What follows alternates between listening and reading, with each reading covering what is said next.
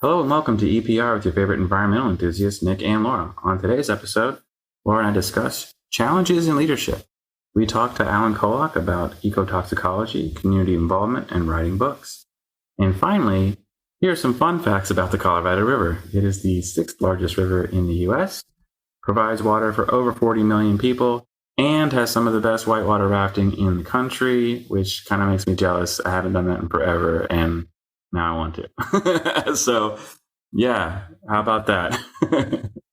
Hit that music.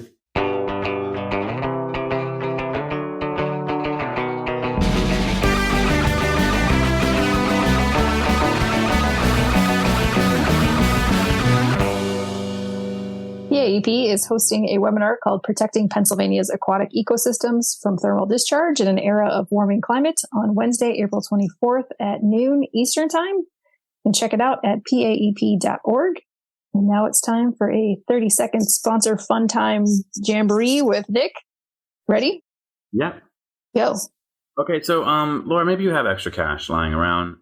You want to put it somewhere, you want to invest it, and you're not really sure where, right? And I've got a great solution for everyone, and I really do hope our listeners are paying attention. So this is it's called Nic's Family Trust. And yes, it does go directly to me, and I promise I will spend it. That's exactly what's happening. NicFamilyTrust.com, and I will take your money. If you don't want it, I will find a way to spend it. Don't worry.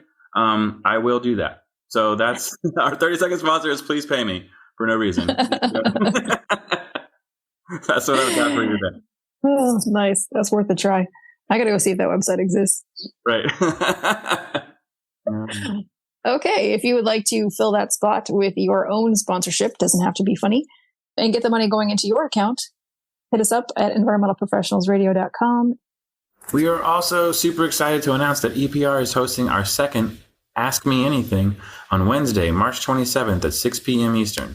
This Ask Me Anything will feature past guests from background in academia to target our student and career-seeking listeners. It will be held on YouTube Live, and you can head over to the Environmental Professionals YouTube page right now and subscribe for notifications. The AMA will include guests such as Thomas Abdallah, Kevin Doyle, Larry O'Neill, Erica Moulton, and others. And now let's get to our segment. I think challenges, that's what I wanted to talk to you today about, actually, is challenges, right? When you're in a situation, have a challenging time where there's lots of stuff going on, right? Yeah. Fun going on. How do you lead through challenges?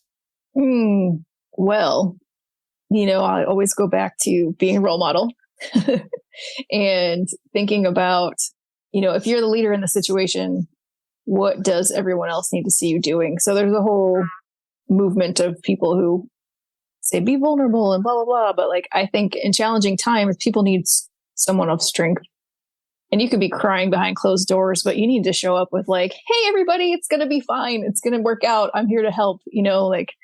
I don't think that they need to see, oh my God, Nic's freaking out too, because then it's I have no hope. So I think really as a leader in a challenging time, it's our job to give other people hope and solutions. And I don't want to say put our own health or our own things aside, but you really have to say, I'm responsible for other people and I have to step up to that role.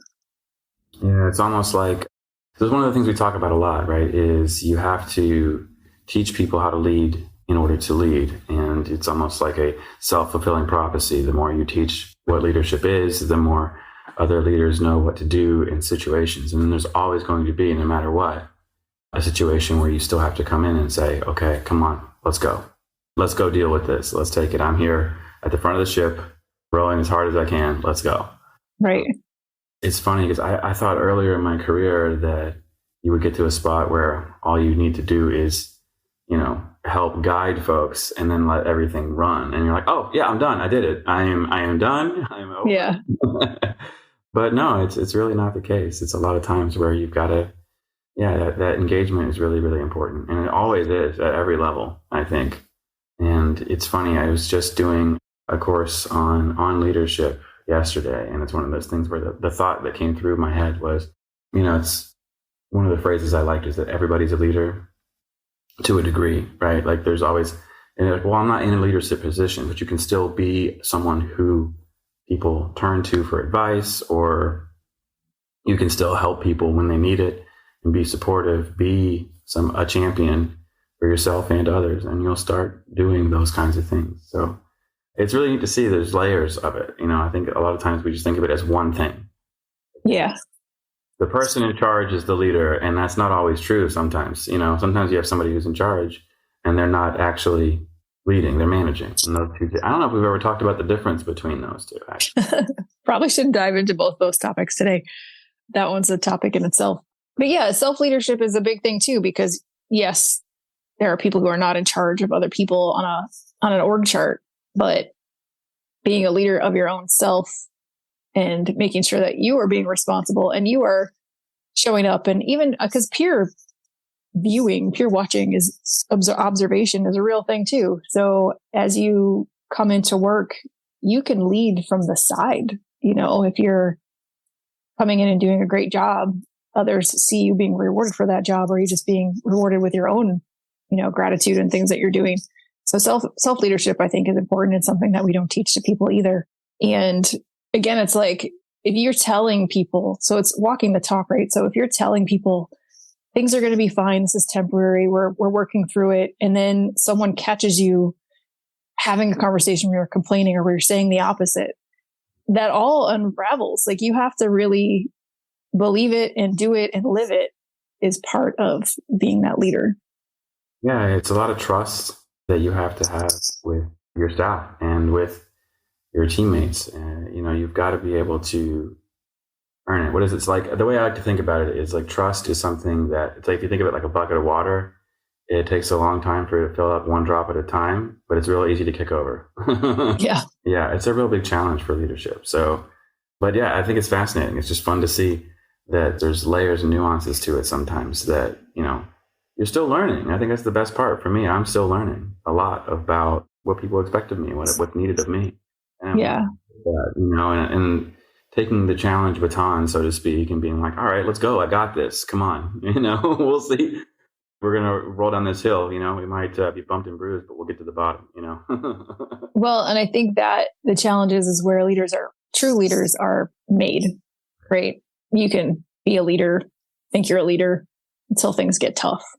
Right. And then you find out if you really are, what kind of leader that you actually are. Yeah. And I think that's a really reasonable, it's so true. It's easy to lead when things are easy. Good leaders, true leaders lead when things are hard. And it's always it's like a long going battle. And I think it's fascinating that you still learn, you still make mistakes, you still, everyone, people are human, in a way that I think we kind of forget.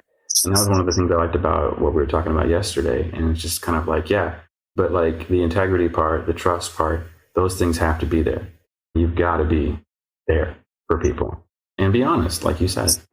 Yeah. So leading is one thing, leading through challenge is another thing. And you will definitely be tested during that and find out. And I think some people find out that they aren't the leaders they thought they were. Yeah. Or that their style of leadership is different than they thought. It doesn't even have to be super negative. It can just be different.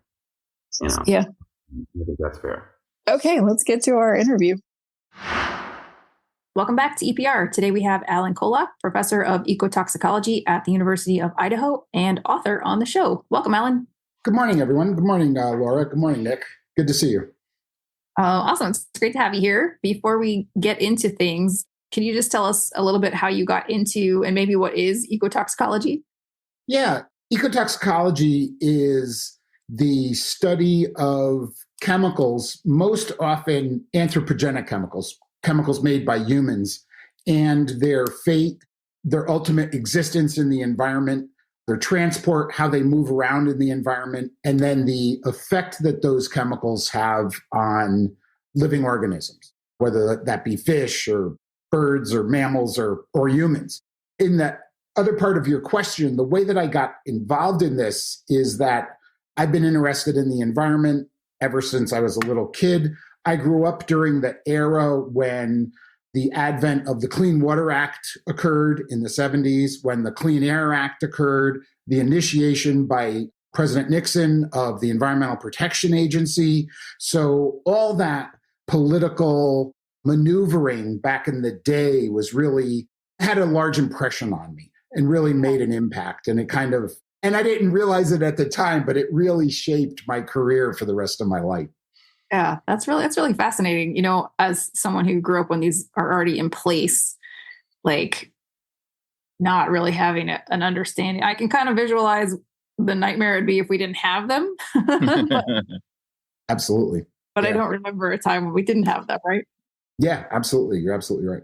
Yeah. So what led to like your choices in your first schooling? Ooh.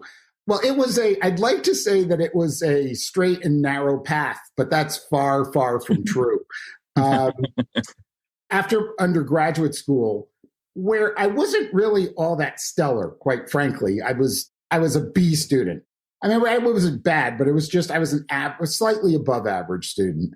And when it got to the point when I was going to graduate and I started thinking about going to graduate school, I thought, well, I might want to do something with fish because people eat fish. So there's a need, there's a requirement there. Or I might want to do something with insects because insects are pests and we need to kill pests. So I figured I wanted to do something kind of pragmatic. And I applied to schools for both, schools to do work in entomology and schools to do work with fish biology. And I wound up getting accepted to the University of Washington, did a master's in population dynamics work there. And then the path just kind of went from there, and just kind of in a very non-linear manner, just kind of circuitously moved to the direction to where I am now. Right. Are there any like people or specific events that you remember that kind of shaped any specific maneuvers? Oh gosh, there were many. After I did my master's degree at the University of Washington, I went down to the Marine Lab in Newport, Oregon. And I worked at the Marine Lab for a summer with a guy who's now subsequently retired, George Bollert. And we were doing some work. And that was back in the day, I'm aging myself here, but that was back in the day of the Mount St. Helens eruption. So we were looking at the impact of Mount St. Helens ash on effectively fish reproduction, the eggs, the larvae, the juveniles. And it was really my first foray into both benchtop science and mesocosm science, having animals in the laboratory that you were actually exposing to effectively toxic chemicals. And I just absolutely loved it. I fell in love with it. And that kind of really opened the door into the rest of my career. Oh, that's so fun. I have to steal a secret question here then. What were the results? Like I know turbidity for fish larvae, fish eggs can be a really negative thing. So what did you guys find? I need to know. Yeah, it was really interesting, Nick, because the ash was, if you went down and looked at the ash on a microscopic level, it looked kind of like the coronavirus. Of course, it's inorganic. It's not living material, but it was sharp. It had sharp edges. So most of the damage that we saw was mechanical. So it was just the abrasion of these sharp-edged things up against the eggs, up against the larvae. And that's that was the primary adverse impact that we saw at the time. Interesting. That's really cool. How long did it last? How long was the ash in the water? Well, there's a couple of different questions that you're asking there. From a laboratory perspective of what we were doing in the laboratory, it was just there 48 hours, 96 hours, something like that. Right. Environmentally, what was going on in southern Washington and western Washington at the time, those ash mounds were there for years. Wow. Yeah. That whole thing is just incredible. I got to visit it a few years ago, and unfortunately it was smoky from wildfires. I couldn't see stuff clearly, but just seeing the purposely restored areas with the areas they left alone and seeing how much it still hasn't recovered is crazy. How many trees are down in the water, and if anyone listening hasn't visited, it's a really cool spot, I think. It's really cool on both, like you just said, it's really cool from both perspectives. It's impressive how much hasn't recovered, but it's also impressive the level of natural restoration that's occurred there. Yeah. So it's really kind of, it's like one of the characters in Jurassic Park said, right? Nature finds a way. Right. It really does. And nature has kind of repaired itself, not completely, but has repaired itself to some degree. So Yeah, it's pretty extraordinary. Yeah, I guess it's not like unrecovered. It's just slower. Like you can see where the humans have come in and planted and kind of give it a little boost. And then you see the areas where it hasn't. It's just a different, transition back to or into whatever it's going to be. But it's very interesting to see the two different methods for that. But yeah, it's really, the whole thing is just so crazy. But anyway, let's move on. So you got, at what point did you decide to get into academia? What happened was, I'm going to try to be delicate and not air too much dirty laundry here. And I certainly don't mean this as a negative thing to anyone who works for a federal agency. I need to just say that right out front. I've been there.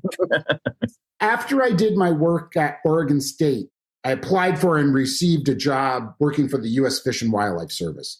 And we were working in the Columbia River, right in the Columbia River Gorge, which is in between eastern Washington and Oregon and effectively Portland. So it's kind of like, and the Columbia River Gorge is this absolutely gorgeous area if you've never been there. That is just, it's like the Grand Canyon, but just completely lush with vegetation. So it's absolutely gorgeous. And we were working on salmonid enhancement and trying to enhance the return of salmonids into the Columbia River Basin. And the work was great. I loved the job. The work was great. But for me, at the time, there were a lot of, the U.S. Fish and Wildlife Service, just like many other federal agencies, doesn't have a whole heck of a lot of money. Some people may think they do, but in reality, they don't. So there were time constraints such that like you didn't start an experiment on Monday and your experiments had to end on Friday. They didn't go over the weekend. They didn't go much past 5, 6 o'clock at night. There were a lot of constraints. So the culture was one of being fairly regimented in that way. And that just didn't fit with me. I thought, I want to do experiments. I want to do work. And if I want to stay up all night and nurse my fish through an exposure, I want to be able to have that opportunity to do that. And academia gave me that opportunity. So that's kind of why I went that way. And again, I don't mean anything disparaging against agency people. It just wasn't for me. I wanted to be, I guess, a little bit more engaged than that. Oh, no. I mean, I think that's why we're here to talk about these things, because especially a lot of our listeners are people who are switching jobs or just starting their careers. And I just had that conversation with someone literally right before this interview about the difference between working in consulting and working in government. Like there are people out there who will love that, who love to just go, I clock in at 8, I leave at 6, and then I don't think about this again till the next day. Get my weekends off. That's perfect for a lot of people. But sure I think the important part is recognizing if it's not for you, Yeah. And where I was, in the Columbia River Gorge, there were certainly a lot of things to do after work. I mean, there was hunting, there was fishing, there was hiking, there was canoeing, kayaking, all kinds of stuff to do. So it was a paradise from that perspective. It's just intellectually, it just wasn't enough for me personally. I just needed more. Yeah. So as a professor, what's it like teaching today? How long have you been teaching? Oh, I've been teaching a long time. I've been teaching almost 30 years. Okay, great. So what's it like now versus then? That we could talk an hour just on that question. But do you like it better now or did you like it better then? This is funny because this morning I was on Facebook just poking around looking at things, and somebody had sent me a quote, and I don't remember who the person is that made the quote, nor am I going to get the quote exactly right. But effectively what they said is, in teaching, what you have to do is tell everybody the same thing twice because no one's listening to you the first time around. And that point hasn't changed in the last 30 years, right? So, what you do in teaching is you tell them you're going to tell them something, then you tell them that you told them, right? Yeah. And you keep that repetition of just like, it's just muscle memory, right? It's just neural muscle memory where you're just over it, that repetition of just getting that information into the person. That actually, I'm going to jump ahead, Laura, and answer a question that you haven't asked. But that's why I wrote my first book, Modern Poisons. And Modern Poisons is what I found in toxicology is that there were questions that people had, and they had those questions over and over and over and over again. And it didn't matter whether I was talking to 8th graders, junior high school students, or if I was talking at a conference to my peers, professionals who had been in the business for 10 years. There were still some things that they just didn't know. And they weren't like differential equations or anything. It wasn't like super quantitative or super difficult to understand. There were some basic principles that people just did not get. And I thought, wow, I should write a little book that discusses these basic principles that people don't understand. So that's what my first book wound up being. Awesome. Yeah. And did that so writing that first book, that first experience you had with it, did that kind of change how you saw your career? And I know you have, like I say, you have another book coming out.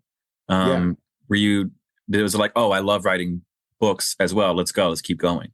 Yeah, absolutely. And what happened, well, I'll tell you a little bit of a story relative to that. So in academia, for those who are listening that don't know, in academia, there's a series of steps. So you're, first you're a graduate student, like a PhD student, then you're a postdoc. Then if you're lucky enough, you get a job at a university. At first, you're an assistant professor, which the assistant professor doesn't mean anything. It's not like you're an assistant to anyone, right? But they're just ranks. And then you go to associate professor, and then you go to full professor.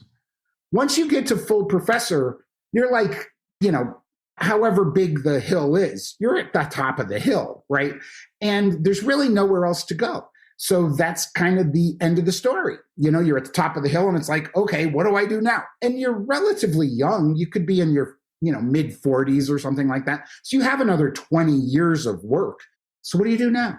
And when I got to that point, seriously, I did some soul searching and I thought there were two things that I hadn't been able to do in my career up until that time because I was so treadmilled. And I don't mean that in a negative sense because you kind of have to be, right? Yeah. I was so treadmilled into doing the work that I was doing that it was the first time where you could actually take your foot off the gas and look out the window instead of just driving like a madman, So I did. I took my foot off the gas and I said, what have I always wanted to do that I haven't been able to do because I've been driving like a madman? And I thought for me at the time, I wanted to do two things. International work, which I have subsequently done predominantly in Latin America, but in other places as well. And I wanted to start to communicate with the general public. And so relative to the communication with the general public, I started writing an article for a newsletter that came out of the University of Nebraska, Lincoln. And I wrote an article quarterly for them for, I think, 5 years, which was basically these ideas that went into Modern Poisons, right? You may think of this as water pollution, but this is what you're missing, or this is what you're not, right? These are the hidden things that you're not thinking about. Once I had about 20 of those, once I had done it for about 5 years, I had 20 of them, and I thought, I could write a book. I could take these and put them together for a book. And that's what led to Modern Poisons. And I found that it's really interesting because, and I'm not Carl Sagan or anything like that. And I totally understand my limitations, but I think on some level, the contribution to humanity, my books and the work that I've done with communities and the work that I've done with K-12 kids, that may very well have a much larger footprint than all the academic publications I've ever written. Right. And I find that really gratifying. The work's gratifying. It's just really, really exciting. And I just have to put this in here. I do this thing called Skype a Scientist, where K-12 students will ask you to come to their class for an hour via Zoom and talk to them for an hour. And every time I get one of these opportunities, I do it because I love these kids. Yeah. And what I ask them to do ahead of time is write out a series of questions. And the questions they come up with are just extraordinary. I mean, I don't doubt that. Yeah. I'm actually thinking of writing a book relative to the questions because the questions are just really cool. And, the questions will be the kind of typical thing that you would think like let's say a sixth grader would ask, like, can you die with the chemicals that you work with in your lab? Or what's the most toxic thing you've ever worked with? So you get those kind of questions, those like biggest, great, like what's the largest, most fierce animal? Have you ever worked with grizzly bears? You get that kind of thing. Yeah. Yeah. But then you also get these poignant questions like, is my food safe? How do you answer that to a sixth grader? Yeah. Wow, that's kind of deep. You know? So it's been that I find that incredibly gratifying. And Nic, relative to what you asked earlier, I have found that, again, once I got off the treadmill and no longer had to run as fast as I can to get to full professor, I found that these kind of societal, if you will, interactions with community members are just hugely gratifying, both through my writing and also through doing things like this today, through communication, oral communication. So, I mean, you have that involvement with the community. Do you have any secrets on how to be engaging with the community and how you communicate with them? Because, there's always a concern that, you want to be respectful, you want to be encouraging and engaging. So how do you get the most out of interacting with the community? That's a great question. And I'm laughing because you've already seen it in the last 20 minutes. Mm-hmm. It's no big surprise to you because you've seen it. I wear my heart on my sleeve. I'm just absolutely, in my second book, I was talking to a publisher and we were having a little communication and she said, when could you get this done? And I said, well, the book right now is a labor of love. And I'm writing 1 hour a day because that's all the time I can afford. But if you give me a contract, I could kick that up. But it's a labor of love. And I think when I talk to people about this stuff, they can see that. They can see the passion, maybe. Yeah. And that is effective. And that's been effective whether I'm talking to adults, whether I'm talking to kids, whether I'm talking to, they can see that. And that's been my secret sauce, right? And it's not like it's fake or it's pointed. That's just the way I am. And, if I'm very passionate about the work that I do. Yeah. And authenticity. People can recognize that almost immediately. If you're lying to them or if you're pretending, it doesn't matter what you're talking about, that you lost them.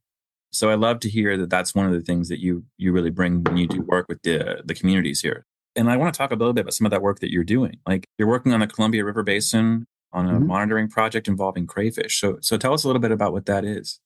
Yeah.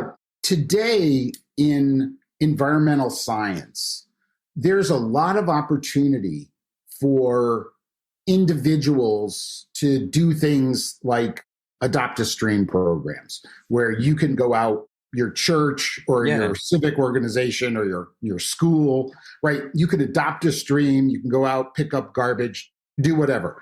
And that's great. That's really, really good stuff. Mm-hmm. Then there's also opportunities, and I'm going to talk about water opportunities because that's what I do. But there's also opportunities to take out like a K-12 group and to grab some invertebrates, grab some insect larvae that live in the stream, and show them the animals and do that kind of stuff. And that's great work too. Oh, it's so cool. Yeah. Yeah. And there are people in the Columbia River Basin that are doing that kind of work. But what I've been interested in, and this is one of those where I haven't found the secret sauce. I haven't cracked this one open completely yet. But I'm really interested in how can you use these communities, or a better way of saying it is, how can you work in conjunction with these communities to collect data that are meaningful, right? Yeah. Data that could actually be used by someone like US EPA or a state agency and actually use it relative to water policy. Mm-hmm. Now, in the field of public health, that's done all the time, right? And they call that community-based participatory research. So you could go to a fair in the summer and they might have a station where you can get your blood pressure checked, or or you could have test for asbestos or lead or arsenic or radon that you can take home, make a sample in your house, and then send in. So the medical community and the public health community does that all the time. Right. And they use those data both to assure that the community is safe, but also they use it in a manner to kind of like identify where there might be problems. Yeah. In environmental work, the environmental work has lagged behind public health and medical work in that regard. And we're really interested in seeing how we can kind of jumpstart that and move that forward a little more rapidly. Very, very cool stuff. And I mean, it's funny, we actually have on the show, it's like whenever I hear about like, community work and working community, it just makes me think of stories, right? And so like, that's one of the things we love to share on the show are stories about people's time doing this work. And we call that like it's our field notes segment, right? So we want to hear from you about like memorable moments that you have during the work that you do. So you've done a lot of work in the field, and I'm sure you have a lot of really good stories. Do you have like one or two for us about like a funny moment or a silly thing that happened to you while you were working? Yeah, when I was working at the Fish and Wildlife Service, we were working a lot on the mainstream Columbia River. And the mainstream Columbia River is a big river, so it's serious stuff. You're not going to be wading across it or anything like that. So we had a number of boats that we would take out onto the river to do our work. And there was this one boat that we called the Gray Whale because it was gray and it was 20 Huge. Feet long, and it was massive and really heavy, and this monstrous boat. And we trailered these boats around the basin. Yeah. And in the Columbia River Gorge where I lived, there are places where it's so mountainous that you have these tunnels. And one time we were trailering the Gray Whale, and we went into a tunnel. And so it's dark in there, right? Yeah. Then there's like this seismic wave that rolls across the vehicle we were in. We're like, what the heck was that? I don't know. So we just keep going. We come out the other side, and we're driving. And I wasn't driving. I was in the passenger seat. And then I look over to my right, and the Gray Whale was like parallel with us, going that it had unhooked itself and was driving like 50 miles an hour down the road. It went through the tunnel, came out the other side, bumping down the road, and it came to a stop. Like, no exaggeration, like 100 feet away from the entrance to the next tunnel. And had it been going 5 miles an hour faster, it would have just demolished itself against the side of this, coastal cliff. Yeah. But, so that was pretty exciting. And it was scary at the time, but it was really funny afterwards. So. Yeah. Oh my gosh. That is wild. Hilarious. So things can also happen in the lab. I got to tell you a lab story. Sure. When I first started working on my PhD at the University of Colorado, the very first semester I was there, I was in this old lab that had been in disrepair, and there wasn't any water in it or anything. So I went in and I did some plumbing, and I got the lab up and running. So we wanted to do some work with trout. And so we went out to a hatchery, we got a bunch of trout, we brought them in, and we had these long raceways. And I was doing a feeding study. I don't even remember the exact nature of the study, but I was doing a feeding study, and I had these trout in these raceways, and they were fiberglass raceways. So we would have 2 or 4 of them on a table, and the table would be 20 feet long and 8 feet wide, right? These long tables. And there would be a pump on one end, and water would be gushing into the tank on one side and then draining out on the other. And I set up an experiment, and I had, let's say, 10 animals in each raceway. I come in and I'm feeding them, and I look down, and there's 9 animals in this tank and 11 animals in this tank. That's strange. I could have sworn I put 10 and 10, right? So I feed them. I think, okay, I made a mistake. I might have just put one animal too many in one tank. I feed them, feed the other guys, and I come in the next day. And now it switches. And now, so if tank A had 11 and tank B had 9, now tank B has 11 and tank A has 9. I was like, wait a second. I know. You're right. I know. Yeah. Like, what's going on? Yeah. And then the next day I come in and it's 7 and 10, right? So, or 7 and 13. So they're bouncing back and forth. So I went up to my major professor, who I didn't really know yet. I went into his office, and he was kind of the kind of guy that he liked to play practical jokes on people. And I walked in, and I was kind of steaming at the time. And I said, if you were running an experiment, it would be the last thing I would ever do, where I would come in and sabotage your experiment and roll fish around. So you have to cut that out, because I really don't appreciate it. And he didn't say, to his credit, he didn't say anything. He didn't defend himself. He didn't do anything. But then I was thinking about it, and I thought, the way that this was set up was the water would come out of the pump, it would split down into the tanks. So I thought, I'm just going to run a little experiment here. So I took a fish net and I put a fish net on one of the outflows, right? I put a fish net on it, tied it down so it couldn't get off. And then I went home. The next day, sure enough, there are fish in the pipe.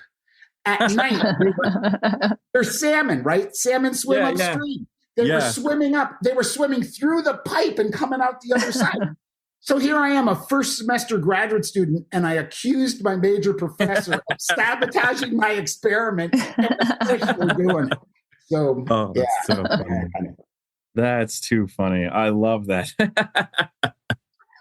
Yeah, man, he must have thought that was great too. It was. He never let me live that one down. No. Yeah, it was pretty funny. Oh, that's pretty funny. But that's exactly it. That's the joy of science. Sometimes you just, things don't go your way for lots of different reasons. Yeah, that's exactly right. Animals have their own, right? They're not here for our scientific curiosity. They have their own lives, and they do what they're going to do, whether you want them to or not. It's just how it is. Right. That's exactly right. So, like I say, I know we're getting, closer to the end here, but, talking about your research and your books, you talk about modern poisons, and you talk about your next book on the synthetic chemicals. So let's talk a little bit about, I know we've heard a lot about PFAS. We've talked a little bit about that on the show, the forever chemicals, and, how we even recognize those. So what do you see as kind of like the future with how we handle, I guess, what are our biggest challenges with synthetic chemicals, and what's our message for the future, I guess? Those are absolutely great questions. So I appreciate you asking that. And I would take it in a little bit different direction. And this is related to the book that I'm currently writing. The book that I'm writing right now is called Generally Regarded as Safe. And it talks about the struggle that society has had with synthetic chemicals, man-made chemicals, which really began, for all practical purposes, and in 1900, and has that struggle has continued for the last 120 years. And as we all know, living in 2024, as we all know, there are things in our society like artificial intelligence. And artificial intelligence today, right, whether you agree with it or disagree with it, it's being pushed to the forefront and really moved forward at a very rapid rate. Yet there's not a whole lot of consideration of the consequences, right? Like, what does that mean for poets? And what does it mean for artists? And what does it mean for people that write scripts for television shows? And what does it mean? And on and on and on. Right. Same thing with chemicals. We live in a chemical age where the number of new, never seen before in history chemicals, as you mentioned earlier, like PFAS. These chemicals have never existed in nature prior to our synthesis of them. Right. And it's not just PFAS. It goes all the way back to World War II and DDT. DDT is also one of those chemicals that we created this chemical. It never existed in nature previously. And we are continuing to struggle with the consequences of that. So I think that, in answer to your question, I think we as a society kind of need to take a step back and ask ourselves, is this really the way we want to do it? Do we really want to have technology, in this case, the synthesis of new organic chemicals, that is more or less unabated, where we develop the chemical, we do some tests with rats and mice in the laboratory, and then we throw it out in the environment and we just let the chips fall where they may. The people that developed PFAS, they weren't bad people. They weren't, evil or cruel or, they thought they were doing the right thing. And it's gotten to a point where we're experiencing adverse impacts relative to those chemicals that were never really thought of carefully when those chemicals were initially synthesized. And I think that is kind of the take-home message in environmental toxicology of look before you leap, right? Think about this stuff before you put it out there, because in a way, again, kind of like Jurassic Park, nature finds a way. Nature's going to deal with those chemicals in ways that you may not necessarily think is going to happen. And that can have really adverse impacts on both environmental and human health. Yeah. Yeah. I mean, that's very, very well said. And like I say, it's a long-term challenge too. It's, I was literally just talking to my parents about this. It's like, the road to hell is paved with good intentions. It's like sometimes we think this is how something is going to go, but what ends up actually happening becomes very different, And very, very poignant. So like I say, but we're running out of time. I don't want to keep you here longer than we have to. So is there anything we haven't asked you that you'd like to talk about today before we let you go? That's another great question. And I think relative to, sure. I had to think about that one for a moment, but I think some of your viewership maybe think, I don't want to leave on a Debbie Downer here, right? Where it's like, oh gosh, the world's contaminated and there's nothing we can do about it. Right. So, if your audience is thinking about, is that really true? Is this all just gloom and doom and, there's just nothing that can be done? That's not true. And what can be done runs all the way from actually taking action and doing things like being involved in a community monitoring program, using a Brita filter in your home, a water filter in your home, if you have any concerns relative to the water quality of the water that you're drinking. That would be a whole nother show because that becomes nuanced. But if there are concerns, there are things that you can do about that. Same thing with air quality. If there are concerns relative to air quality, there are things that you can do about that, including becoming a member of a community organization that monitors air quality. And there are ways that can be done. But then on the total other end of the spectrum, be knowledgeable. If you're concerned and if you're thinking, oh man, I'm really concerned, do your homework. And, the internet is a double-edged sword where there's a lot of disinformation out there, but there's also a lot of really, really good information out there. And the point is not to get paralyzed with fear and immobilized because it's like, oh gosh, the sky is falling and we're all doomed. No, be informed, know your sources. And by know your sources, I mean, use reputable sources and be informed. And because an informed community member can actually ultimately lead to alteration in policy. And this is really nice, Nick, because it kind of comes all the way back to where we started, which is, I can say that being an old guy, I can say that with firsthand experience because I lived at a time, I was very, very small, but I was born at a time when there was no Clean Water Act, there was no Clean Air Act, there was no EPA. Why did those things happen? They happened because of effectively community pressure. Yeah. Right? It's community pressure to get that done. Right. Yeah. It's like, hey, this river's been on fire for a year. That's bad. You should make this stop. Yeah.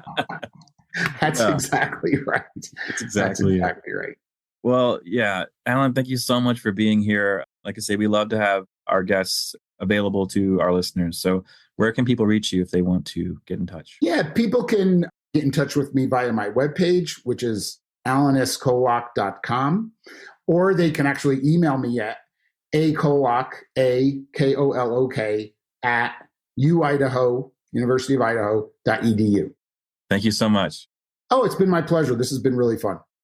That's our show. Thank you, Alan, for joining us today. Please be sure to check us out each and every Friday. Don't forget to subscribe, rate, and review.